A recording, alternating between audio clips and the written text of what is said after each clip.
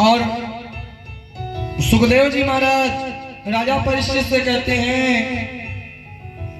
कि महाराज परीक्षित महाराज से तुम्हारा राजन जिसका मन सुंदर नहीं सबसे पहले दर्शन, दूसरे यह जो काम यश पुतना का ऐसा विचार था। उस समय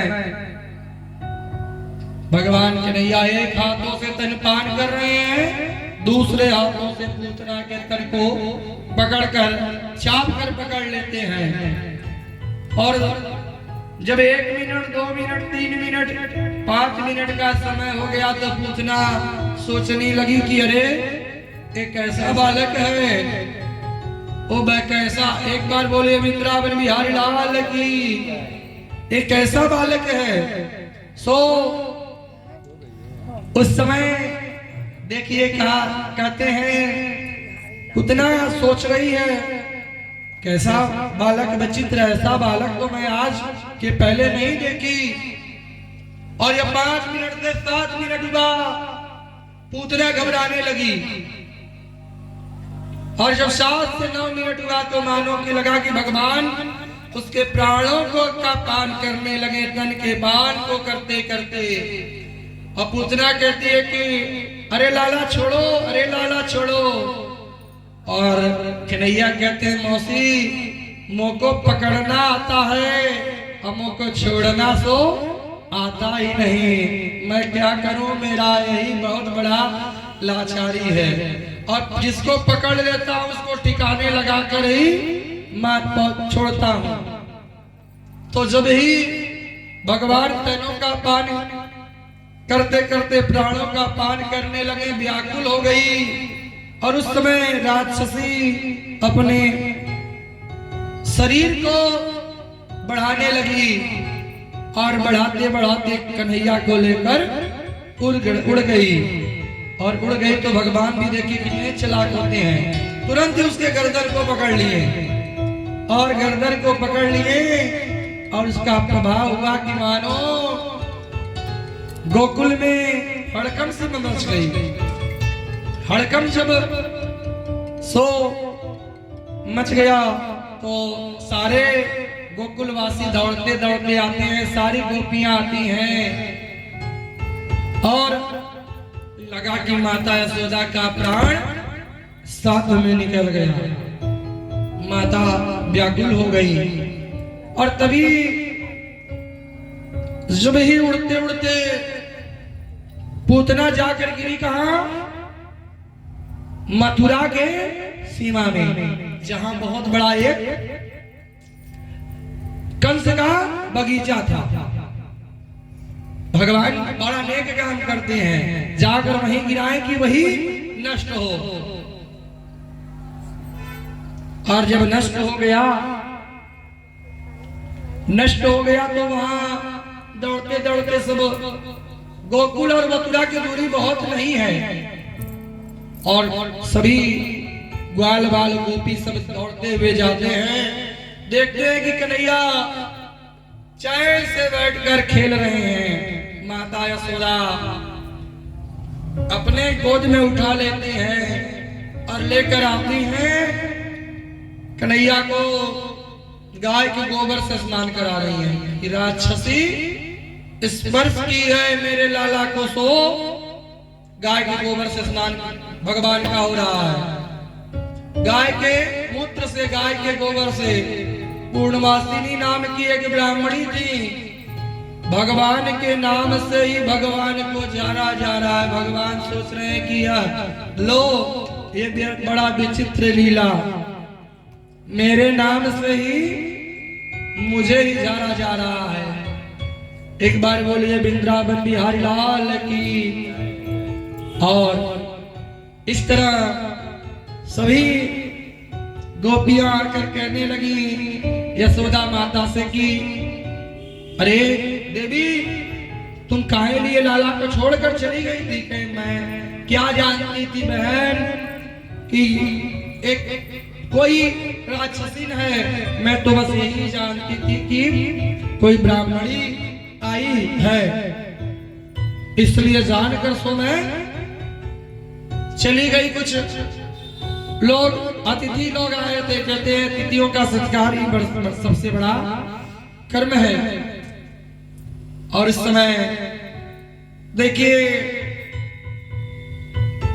पूतना 18 किलोमीटर लंबी चौड़ी हो गई। सो 18 किलोमीटर लंबी चौड़ी उसको कुदारी टंगारी से काट कर लाकर जब जलाते हैं तो उसमें से इतना सुंदर सुगंध लगा आ रहा है। सुगंध इतना सुंदर सुनते ही राजा परीक्षित सुखदेव जी महाराज से कहते हैं कि अरे महाराज आप बतलाइए, वो राक्षसी तो भगवान को मारने के लिए आई थी, वो राक्षसी थी, उसके शरीर जब जल रहा था तो उसमें से दुर्गंध आना चाहिए। सो सुगंध क्यों? आप जानते नहीं हैं जो माता यशोदा को कई वर्षों बाद माता की गति देनी है, सो पूतना को भगवान पहले ही दे दिए। तो भगवान जिनको माता की गति दे दिए वह कभी उसके शरीर से दुर्गंध नहीं आ सकती। सो ये सत्य बात है। एक बार बोलिए वृंदावन बिहारी लाल की। और उस समय देखिए नंद बाबा आ जाते हैं, और नंद बाबा आ जाते हैं और उसके बाद भगवान पूतना के बाद सख्तासुर का एक और राक्षस आया, कंस का भेजा हुआ, भगवान उसका भी उद्धार किए। एक त्रिणावत नाम का एक राक्षस आया, भगवान को लेकर उड़ गया। और उड़ गया जब भगवान उसका भी उद्धार किए। और उस समय कन्हैया हो गए थे जो है पूरे 6 महीने, और 6 महीने के जब हो गए सो भोले बाबा बैठकर तपस्या कर रहे हैं। और उनका विचार हुआ कि अरे मुझे तो गोकुल जाना चाहिए, आज मेरे स्वामी पृथ्वी पे अवतारित लिए हैं तो मुझे जाना चाहिए। सो और जाना चाहिए। और भोले बाबा आते हैं दर्शन करने के लिए, और नंद बाबा के महल के आसपास घूमने लगते हैं कि कैसे दर्शन होगा, सो कैसे दर्शन होगा। और योगी का वेश बनाकर, और योगी का वेश बनाकर जब आते हैं नंद बाबा के दरवाजे पे साकल बजाए, और साकल बजाते हैं। माता यशोदा सोची कि कोई महात्मा जी आए हैं, एक परात में स्वर्ण लेकर आई और दूसरे परात में अन्न लेकर देने के लिए भोले बाबा को। और भोले बाबा को जब देने के लिए भोले बाबा कहते हैं कि भैया इस स्वर्ण में क्या करूंगा, योगियों के इसकी आवश्यकता सो नहीं पड़ता।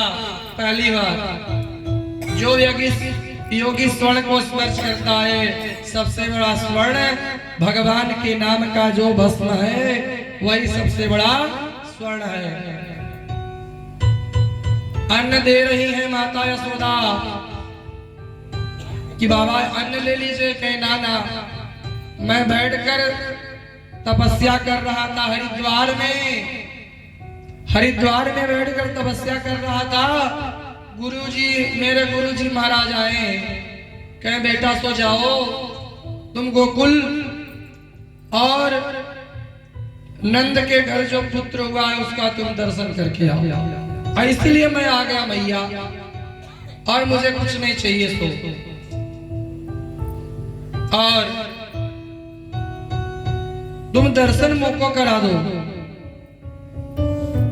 यशोदा मैया कहती हैं कि बाबा आप जानते हैं मैं बहुत पूजा पाठ की तो बड़ी गौदान कराई तो जाकर मेरे घर में शोरा हुआ और आपके गले में जो सर्प दौड़ रहे हैं लपेटकर कानों में झुमका धारण करके बिच्छू आपके कानों में लटक रहे हैं।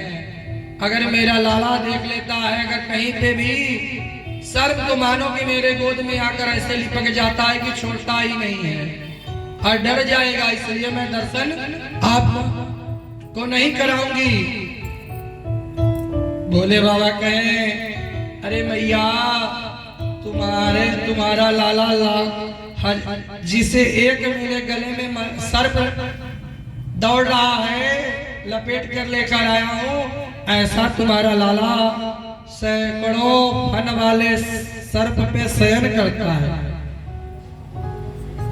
माता कहती है कि रे बाबा तुम सो रहने दो, लेकिन मैं अपने लाला का दर्शन नहीं कराऊंगी। बोले बाबा कहने लगे जानती हो कि मैं योगी हूं, योगी जहां भस्मा लगा कर बैठ जाते हैं वहां से दूसरे स्थान पे नहीं जाते, मैं यहीं बैठ जाऊंगा। तुम्हारा लाला जब बड़ा होगा तो मैं उसका दर्शन करके तभी जाऊंगा। बोले बाबा कहते हैं माता यशोदा कहने लगी कि महाराज ये जानते हैं कि मेरे महल में केवल एक ही दरवाजा है क्या? सो मेरे मकान के जो है महल के चारों तरफ दरवाजे लगे हुए हैं, आप इस दरवाजे में बैठेंगे अपने मैं लाला को उस दरवाजे से लेकर चला जाऊंगी। और इस तरह कहते हैं भोले बाबा जब हार गए तो उनके आंखों में आंसू आ गया। काहे तेरी अखियों में पानी, काहे तेरी अखियों में पानी पानी, काहे तेरी अखियों में पानी, काहे तेरी अखियों में पानी पानी। कृष्ण दीवानी मीरा प्रेम दीवानी, कृष्ण दीवानी मीरा प्रेम दीवानी, काहे तेरे अखियों में पानी, काहे तेरे अखियों में पानी पानी पानी।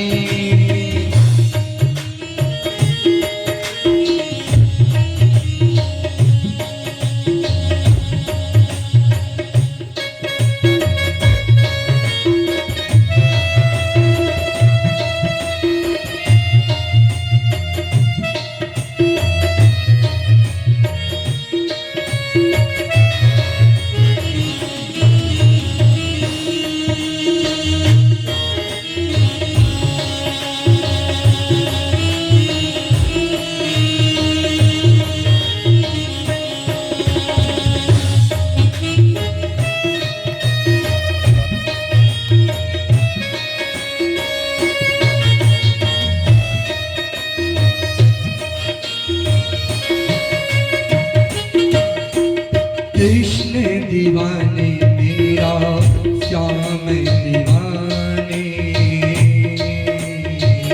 कृष्ण दीवाने मेरा श्याम दीवाने, काहे तेरी अखियों में पानी, काहे तेरी अखियों में पानी। आंखों में आंसू भर गया भोले बाबा का। अरे मैं कितना बड़ा भागा हूं कि प्रभु का दर्शन किए बिना ही मैं जाऊंगा। कहते हैं कि जब भगवान राम अवतार लिए थे तो उस समय कौशल्या माता का हृदय बड़ा सुंदर था और ये माता तो बड़ी जिद्दी है। ऐसे माता से पाला पड़ गया तो इसलिए भोले बाबा अपने आंखों में आंसू लेकर चले जाते हैं। और इधर खिड़की खुला है नंद बाबा के महल का। कहते हैं कि प्रभु अब दर्शन के बिना मैं जा रहा हूं। भोले बाबा गए और एक वृक्ष, बर का वृक्ष, उसी के नीचे बैठकर जाप करने लगे। ओम नमो भगवते वासुदेवाय नमः, ओम नमो भगवते वासुदेवाय नमः।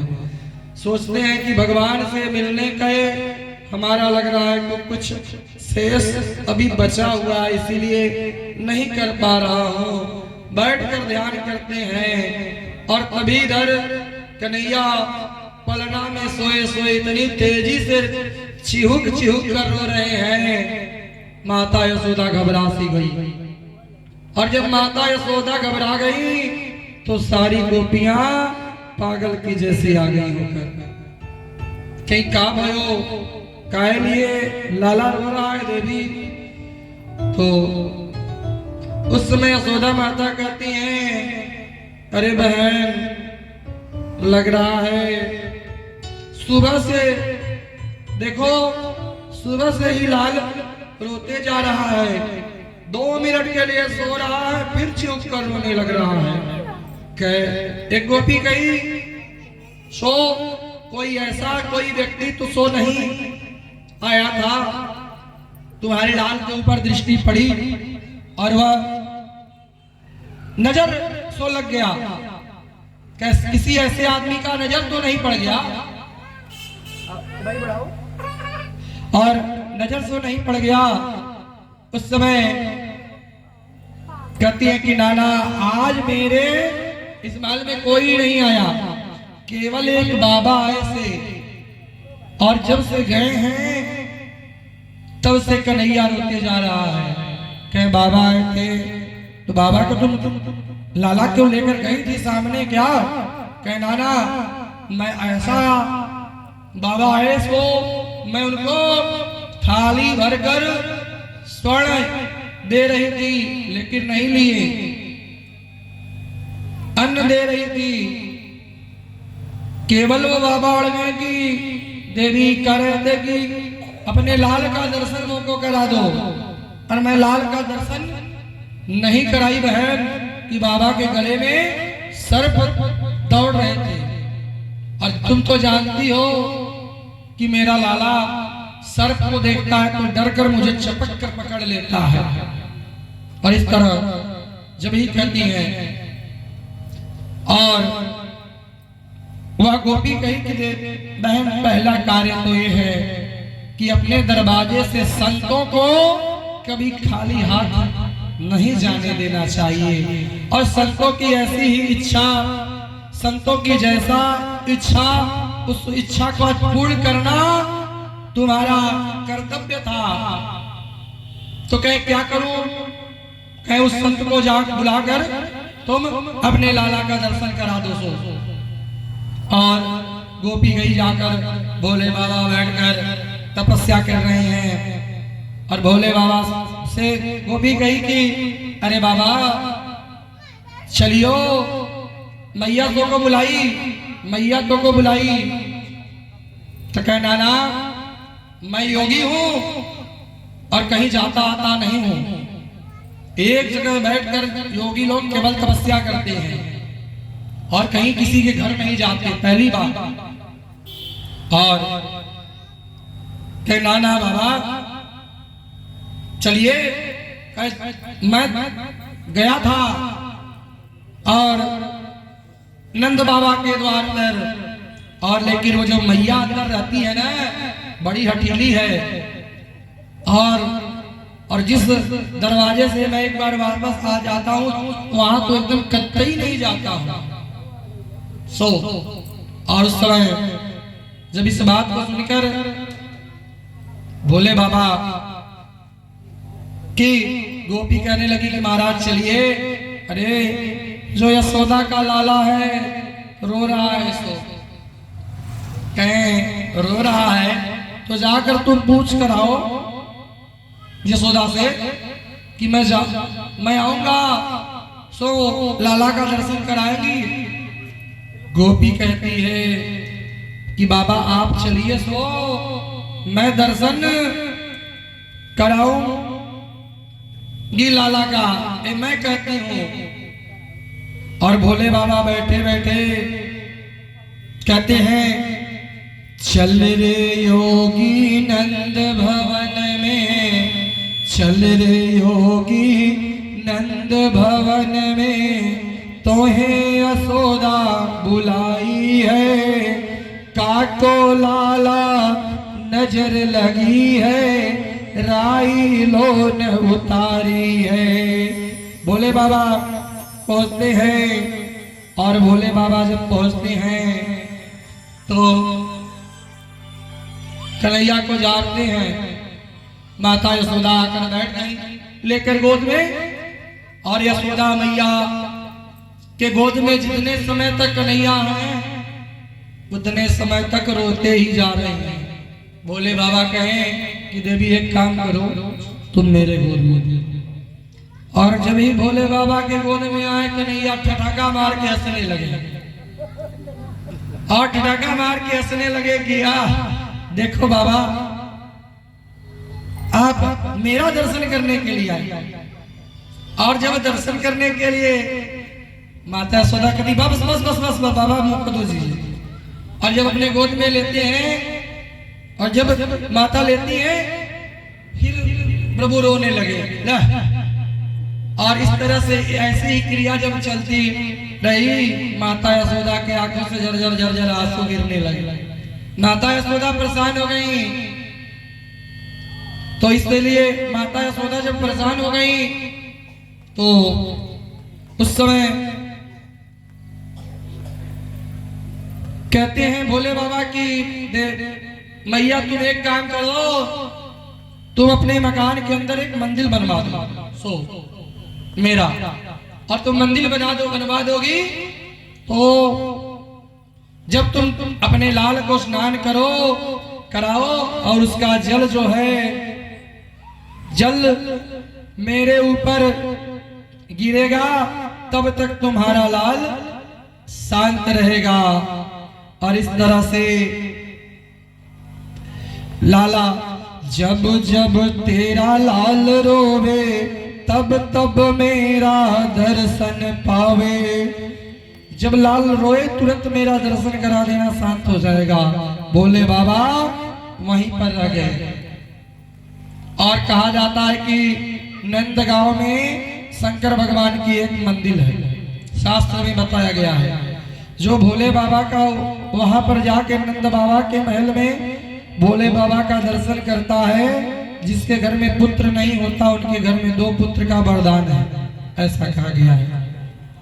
तो इसलिए और भोले बाबा चले जाते हैं और इधर एक बालक हो गया 1 वर्ष का, दूसरा बालक 2 वर्ष का।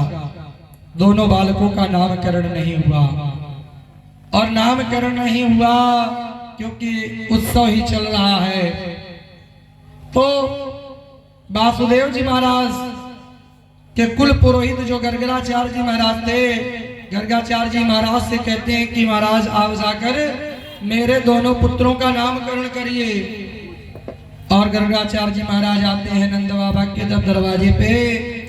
तो नंद बाबा मिलते हैं, कहते हैं कि मेरा एक काम है, मैं ब्राह्मण हूं, मेरा काम है पूजा पाठ कराना, किसी के घर शादी विवाह कराना, किसी के घर बच्चा हो जाए तो नामकरण कराना करता हूं, यही मेरा काम है महाराज। और नंद बाबा को याद आ गया कि अरे मेरे घर में 2 बच्चे हैं, दोनों का नामकरण नहीं हुआ।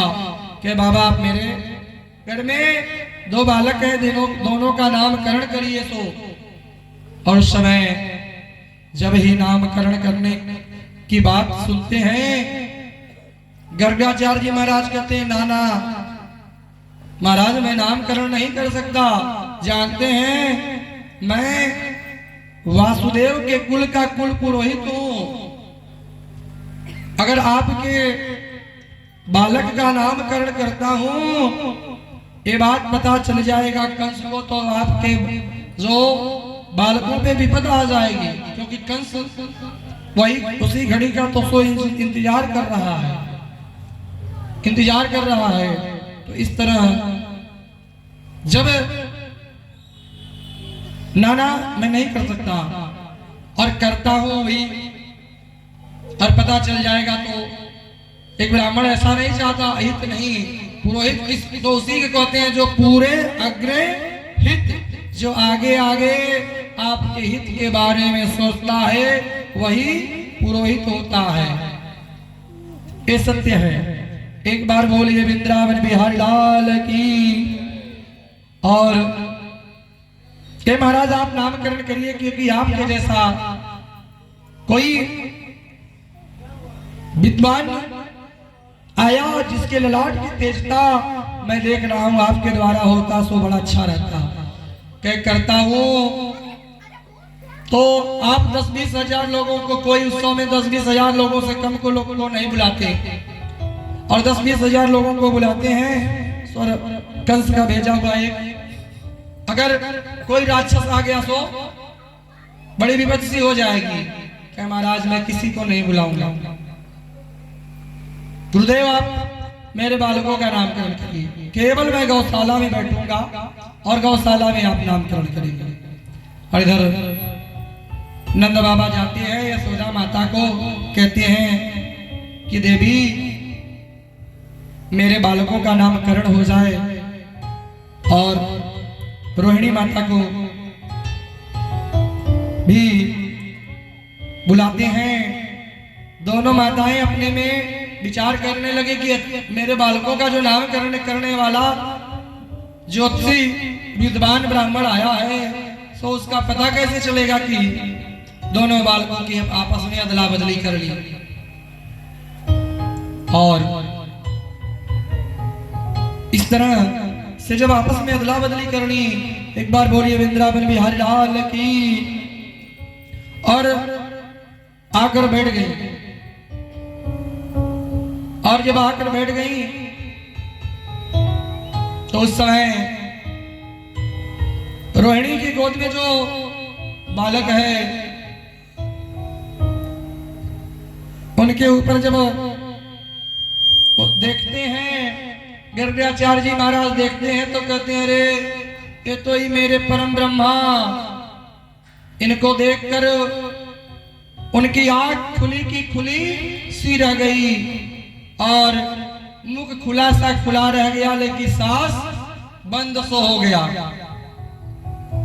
इसको देखते ही दोनों माताएं आपस में घबरा गई, और जब घबरा गई नंद बाबा से कहने लगी कि अरे आप कैसे ज्योतिषी को बुलाए नामकरण करने के लिए कि यहाँ आकर अपना ही नाम भूल गए, सो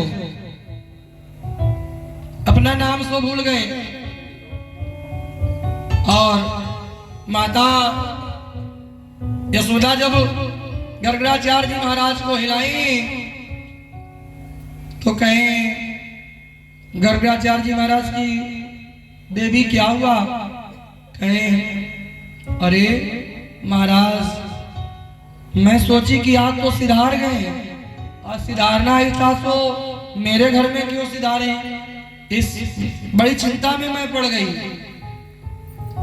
गर्गाचार्य जी महाराज कहते हैं कि देवी जानती हो जो मस्तक की लकीर है उसको देखने में बड़े ध्यान से देखा जाता है। एक बट समाधि सी लग गई, और बट समाधि क्या होता है, मुख का खुलासा खुलासा रह जाए और लेकिन सांस चलना बंद हो जाए। और इस तरह दोनों आपस में घबरा गई। और जब जो रोहिणी की गोद में बालक है उसका नामकरण की बारी आई तो कहते ने जा रहे हैं कि यही तो परम ब्रह्मा है। तुरंत ही भगवान इशारा किए कि बाबा कि आप क्या कर रहे हैं, अगर आप मुझे भगवान बना देंगे तो बड़ा गड़बड़ हो जाएगा। मैं यहाँ तो माखन मिश्री खाने के लिए आया हूँ। भगवान बनने के बाद क्या होता है, एक अलमारी में लोग भगवान को बिठा देते हैं और बिठा देते हैं उनको रोज सुबह शाम चिनिया बादाम का केवल भोग लगाते हैं।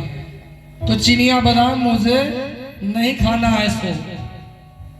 और लोग पार्टी में जाते हैं तो क्या करते हैं जानते हैं, उस दिन लोग एक गिलास दूध मेरे पास रख देते हैं, कहते हैं लीजिए भगवान आप दूध से आज काम करा चलाइए, आज मुझे जाना है पार्टी में रसमलाई खाने। सो लोग अपने रसमलाई खाते हैं और मुझे दूध में ही काम चलाना पड़ता है। तो भगवान का यही काम है, तो इसलिए आप मुझे भगवान मत बनाइए। तो इसीलिए कहें गर्गाचार्य जी महाराज की पहले सूर्य वंश में जन्म लिए, अब कृष्ण वंश में जन्म लिए और इनका नाम कृष्ण रहेगा। और जो तत्काल ही अंगूठी अपने हाथों से निकालकर माता यशोदा गर्गाचार्य जी महाराज के हाथों पे रख दी और कहते हैं जो आपके गोद में बालक है वह बालक पहले लक्ष्मण थे, पहले इनको बीलभद्र कहेंगे, दाऊ दयाल कहेंगे और इनको जो है शेषनाग के अवतार भी कहेंगे। तो इनको भी इन्हीं को मानते हैं, इसीलिए यह को जो है जगत के पालनहार के साथ साथ सेवक भी कहेंगे और इनका नाम दाऊ रहेगा। तो नाम दाऊ पड़ गया और कृष्ण नामकरण करके चले जाते हैं। जय जय राधा रमण हरि बोल, जय जय राधा रमण हरि बोल, जय जय राधा रमण हरि बोल, जय जय राधा रमण हरि बोल, हरि बोल हरि बोल हरि बोल, जय जय राधा रमण हरि बोल। मन से वो निकले राधे वो कृष्णा, तन से वो निकले राधे वो कृष्णा, मन से वो बोले राधे वो कृष्णा, तन से वो बोले राधे वो कृष्णा। जय जय राधा रमण हरि बोल, जय जय राधा रमण हरि बोल, जय जय राधा रमण हरि बोल, जय जय राधा रमण हरि बोल।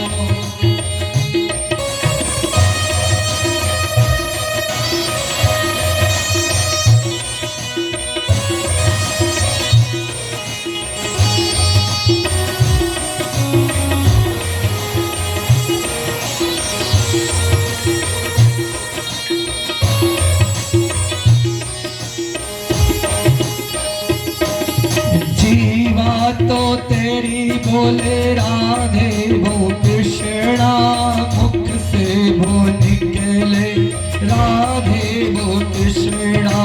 जीवा तो तेरी बोले राधे वो कृष्णा, मुख से वो निकले राधे वो कृष्णा। जय जय हो जय जय राधा रमण हरि बोल, जय जय राधा रमण हरि बोल, हरि बोल हरि बोल हरि बोल, जय जय राधा रमण हरि बोल।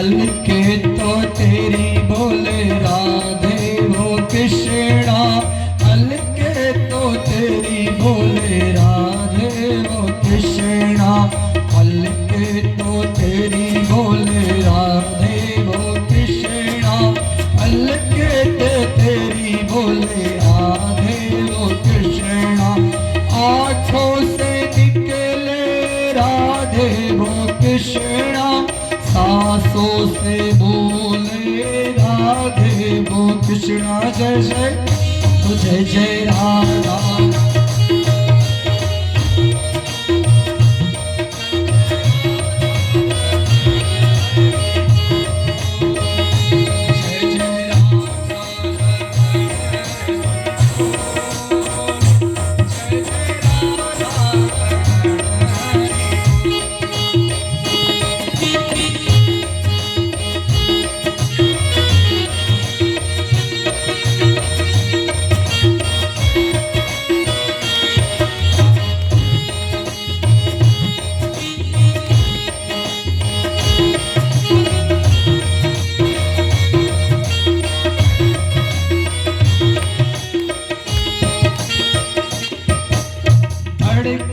तो तेरी बोले राधे वो कृष्णा, तड़पन तो तेरी बोले राधे वो कृष्णा, धड़कन तो तेरी बोले राधे वो कृष्णा, तड़पन तो तेरी बोले राधे वो कृष्णा, अंतर से तेरी बोले राधे वो कृष्णा, रोम रोम से बोले राधे वो कृष्णा। जय जय वो जय जय राधा रमण हरि बोल, जय जय राधा रमण हरि बोल, जय जय राधा रमण हरि बोल, जय जय राधा रमण हरि बोल, हरि बोल हरि बोल हरि बोल, जय जय राधा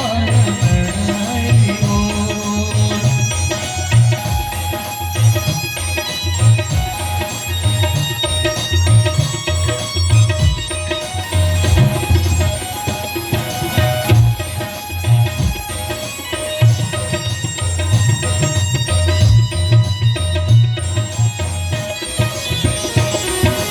पंछी तो बोले राधे वो कृष्णा, भंवरे तो बोले राधे वो कृष्णा, पंछी वो बोले राधे वो कृष्णा, भंवरे भी बोले राधे वो कृष्णा, बंसी भी बोले राधे वो कृष्णा, तेरा तो बोले राधे वो कृष्णा। जय जय जय जय राधा रमण हरि बोल, जय जय राधा रमण हरि बोल, जय जय राधा रमण हरि बोल, जय जय राधा रमण हरि बोल, हरि बोल हरि बोल हरि बोल, जय जय राधा रमण हरि बोल, जय जय राधा रमण हरि बोल,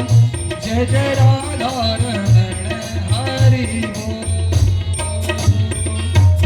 एक बार बोलिए वृंदावन बिहारी लाल की, बालकृष्ण महाराज की। और कहते हैं कि भगवान का नामकरण हो गया और भोले नामकरण हो गया, भगवान अपना लीला दिखाने लगे। भगवान लीला दिखा रहे हैं।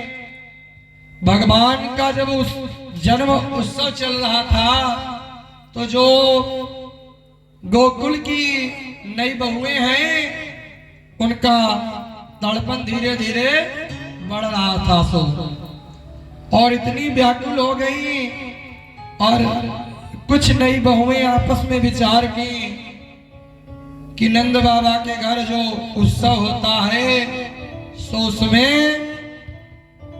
मैं नहीं जा सकती, बड़ा बड़ा दुर्भाग्य है, क्योंकि मेरी सासू माँ जाने ही नहीं देती, अपने ही चली जाती हैं। और नई बहुएं आपस में विचार की कि कुछ ऐसा करना चाहिए, सो तभी दर्शन मौको मिलेगा। सारी गोपियां आपस में बात की और बात करके कि अपने अपने घरों की मटकी फोड़ दी, अपने हाथ से अपने अपनी मटकी को फोड़ कर सासू माँ आ रही है तो कह रही है कि बहू ये मटकी सो कैसे फूट गई। कहती है नहीं बहू कि माता श्री नंद का छोरा आया था, सारी मटकी फोड़ कर चला गया। और उस समय सासू माँ विचार कर रही है कि अरे इस समय मेरी मटकी सो फूट गई, क्रोध के मारे लाल हो रही हैं। कहती हैं बहू आज तुम जाकर उलाहना देकर आओ यशोदा को, और मैं जाऊंगी तो बात बिगड़ जाएगी सो। और इस समय सारी गोपियां एक चौराहे पे मिली और जब आ रही हैं उस समय माता यशोदा खिड़की से देख रही है कि नई बहू आ रही हैं, और इसको देख कर कह रही कि आज तो मेरे लाला का उत्सव ही नहीं है, नई बहू सब काहे लिए आ रही हैं। जब दरवाजे पे पहुंची सारी नई बहुएं, उस समय यशोदा जी दरवाजे के पास आकर खड़ी हो गई। कन्हैया भी माता के पल्लू को पकड़कर पीछे डर के मारे खड़े हो गए सो, और मैया का पल्लू पकड़कर जब खड़े हो गए, हर समय गोपियां कहती हैं कि जो आज आपका लाला सो बड़ा उद्यम किया, मेरी सासू माँ भेजी है। तो उस समय यशोदा माता कहती काहे लिए भेजी है बताओ सो।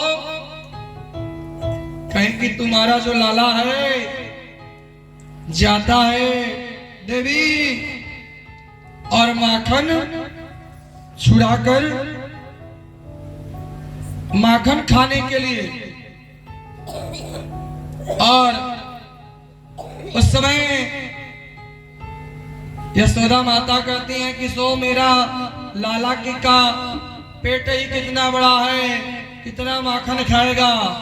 अरे 50 ग्राम नहीं 100 ग्राम, तुम मेरे लाला को 100 ग्राम माखन खिला दोगी सो तो तुम्हारे घर का माखन कम हो जाएगा क्या।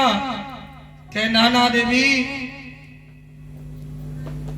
आपने मैं तुम्हारे लाला को 100 ग्राम माखन खिलाने से मैं नहीं हटती, लेकिन अपने साथ पूरा अपना मंडली लेकर जाता है, और अपना मंडली लेकर जाता है, और मंडली में जाता है तो बांदरों को भी लेकर जाता है। कि तो कहती हैं माता यशोदा दरवाजा बंद करके रखना चाहिए सो तुमको। कहें पीछे मेरे मकान के एक पेड़ लगा हुआ है, और उस पेड़ के सहारे चढ़ जाता है और एक बांस लेकर जाता है, और उसी के सहारे पर सारी मटकी को हिच कर अपने तरफ सारे बंदरों को भोर कर खिलाता है। एक कष्ट है। तो उस समय कन्हैया माता से कहते हैं कि मैया ये भाभियां जो हैं ये मुझे बदनाम करने के लिए ही चोर मुझे बना रही हैं, ये नहीं सोच रही हैं कि मेरा विवाह हो, मेरा विवाह न हो, ये चाह रही हैं। माता यशोदा भाई माँ तो अपने बालक का वैसे भी पक्ष लेती हैं, और जब पक्ष लेती हैं उस समय एक बार बोलिए वृंदावन बिहारी लाल की। तो सारी गोपियां आपस में शिकायत करती है, तो एक गोपी कहती है कि तुम्हारा लाला, एक की तो बारी हो गई तो दूसरे की जब बारी हुई, उस समय यशोदा माता से कहती है कि तुम्हारा लाला तो इतना उद्यम करता है कि जब जाता है और बछड़े, गाय के बछड़े को छोड़कर चला आता है। यशोदा माता कहती है तो नेक काम ही मेरा लाला सो कर रहा है, तुम्हारा एक काम ही तो सो कर रहा है। कहे ना देवी, जब गाय दुहन का समय होता है तो उसी समय जाता है, छोड़कर चला जाता है, और बछड़े सारे दूध पी जाते हैं, हम लोग देखते ही रह जाते हैं। और उस समय एक गोपी कहती है कि एक बार मेरे घर में सत्यनारायण भगवान का पूजन था, सत्यनारायण भगवान की कथा की मैं तैयारी कर रही थी, प्रसाद बना रही थी। तुम्हारा लाला गया, कहा भाभी मोको प्रसाद दो, मोको प्रसाद दो। अब मैं नहीं कही डांट कर कि लाला अभी पूजन हो जाएगा सत्यनारायण भगवान का, तब मैं तुमको प्रसाद दूंगी। तुम्हारा लाला गया, 2 पिल्ले के बच्चे को लिया और उस पाटे पे बैठा दिया, कहा कि भाभी तुम्हारे सत्यनारायण भगवान बैठे हैं, उनका पूजन कर लो। इतना उद्यम करता है। एक गोपी कहती है कि मेरे पति देव का बर्थडे था, और मैं उस समय अपने घर को सजा रही थी, और सजा रही थी उस समय तुम्हारा लाला गया, कहा भाभी ये क्या कर रही हो। मैं कहे कि अरे लाला सो, अभी अंदर मत आइयो। तो तुम्हारा लाला कहा, हमको धमकी दिया कि भाभी बहुत बुरा होगा सो। तो और मैं कही कि मैं छड़ी लेकर जो दौड़ी, तो कहा इसका मैं बदला लेकर मानूंगा। और मैं जब रात्रि के समय सोने के लिए गई, तो तुम्हारा लाला गया और मेरे पति देव की दाढ़ी और मेरे चोटी से बांध कर चला गया। सो मेरे रात में मेरे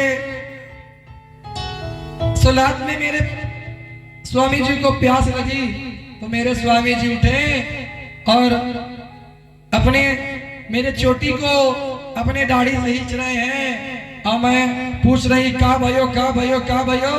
और जब उठकर मैं जो है दीपक जलाती, तब तक मेरे पति देव की दाढ़ी और मेरे चोटी में आ गई सो।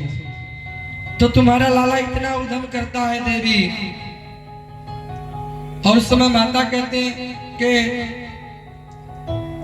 चर को पकड़कर कन्हैया कहते हैं कि मैया ये सब भाभियां जो है सब झूठ बोल रही हैं, जानती हो इनके गली से मैं जब गुजरता हूँ तो मुझे पकड़ लेती है, कहती है कि लाला सो नाचो माखन दूंगी और माखन दूंगी। और जब मैं कहता हूँ कि भाभी मैं थक गया, तो मेरे मुख में जबरी ही माखन लगा देती हैं, कहती हैं कि नाचोगे नहीं तो तुमको यशोदा मैया से डांट पड़वाऊंगी। तो मैया देखो नाचते नाचते मेरे 25 जगह से मेरी कमर टेढ़ी हो गई है। जो है ये भाभियां मेरे साथ बड़ा अत्याचार करती हैं। तो भगवान बहुत प्रभु जीवन में सबके ऐसा लीला करते हैं, जो प्रभु के लीला को समझ लेता है जीवन आनंद पूर्वक हो जाता है। वासुदेव जी महाराज